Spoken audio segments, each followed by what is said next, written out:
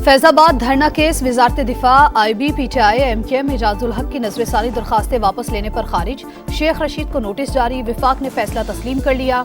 अमल दरामद के लिए तैयार। अटॉर्नी जनरल की हुकूमत से इंक्वायरी कमीशन के क़याम की सिफारिश करने की यकीन दहानी।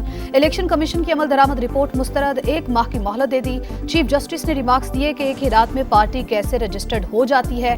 कुछ लोग कह देते हैं ऊपर से हुक्म आया था। आपने तो अपनी अक्लो दानिश इस्तेमाल की होगी। हमारी आंखों में धूल मत झोंके।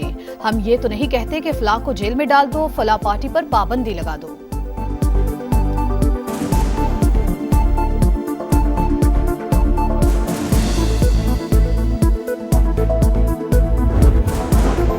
एक साहब बाहर से इंपोर्ट हुए, पूरा मुल्क मफलूज कर दिया। अरबों रुपए का नुकसान हुआ मगर सरकार को परवाह नहीं। उन्हें लेकर कौन आया, टिकट किसने कराई, धरने का असल मास्टरमाइंड कौन था। फैजाबाद धरना केस में चीफ जस्टिस के सवालात। पूछा कनाडा वापस चले गए तो क्या वो काम हो गया जिसके लिए आए थे। पाकिस्तान का इतना ही दर्द है तो यहाँ आकर रहते क्यों नहीं। क्या कोई कनाडा जाकर फसाद करके वापस पाकिस्तान आ सकता है या फिर ये हक सिर्फ कनाडा से आने वालों को है। पहले सबने नजरसानी क्यों दायर की, अब वापस क्यों लें। तहकीकात इंक्वायरी कमीशन एक्ट के तहत क्यों ना कराई।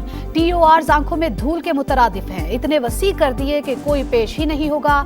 सब आई वॉश है।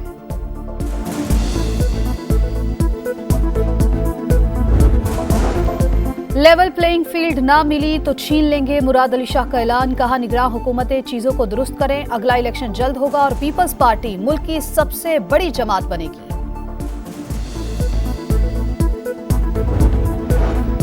डेडलाइन खत्म। गैर कानूनी तारकिन वतन को वापस भिजवाने का अमल शुरू। इस्लामाबाद से पकड़े गए 64 अफगान बाशिंदे डिपोर्ट। कराची से 4 अफगान बाशिंदे जेर हिरासत। क्रॉसिंग पॉइंट्स पर वापस जाने वाले अफगानों का रश। जान अचकज़ई बोले ऑपरेशन में अब तक 100 लोगों को पकड़ा जा चुका। मफाद परस्त सियासतदान सूरत हाल का नाजायज फायदा उठाने की कोशिश कर रहे हैं।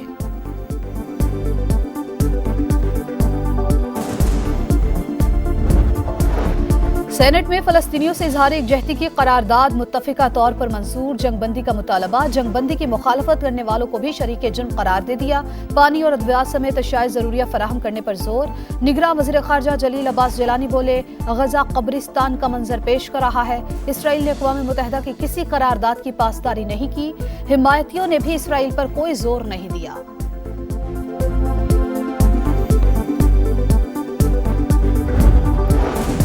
इसराइली दहशतगर्दी मजीद 271 फलस्तीनी शहीद। कुल तादाद 8,796 हो गई। 3,648 बच्चे और 2,290 खवातीन शामिल।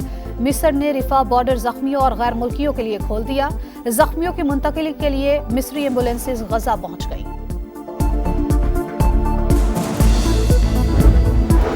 अक़वाम मुत्तहिदा फलस्तीनियों की नस्लकुशी रोकने में नाकाम रहा। अब कोई साख नहीं बची। अक़वाम मुत्तहिदा के इंसानी हकूक़ के director Mustafi UN human rights commissioner को खत लिख दिया। कहा अक़वाम मुत्तहिदा ने अमेरिका के सामने हथियार डाल दिए। मगरबी कारपोरेट मीडिया भी इसराइल की मुआवनत कर रहा है। और क्रिकेट वर्ल्ड कप। न्यूजीलैंड के खिलाफ जनूबी अफ्रीका की बैटिंग जारी। क्विंटन डिकॉक और डुसेन की शानदार बैटिंग, सेंचुरियां जड़ दी। वर्ल्ड कप में डिकॉक की 4थी सेंचुरी है।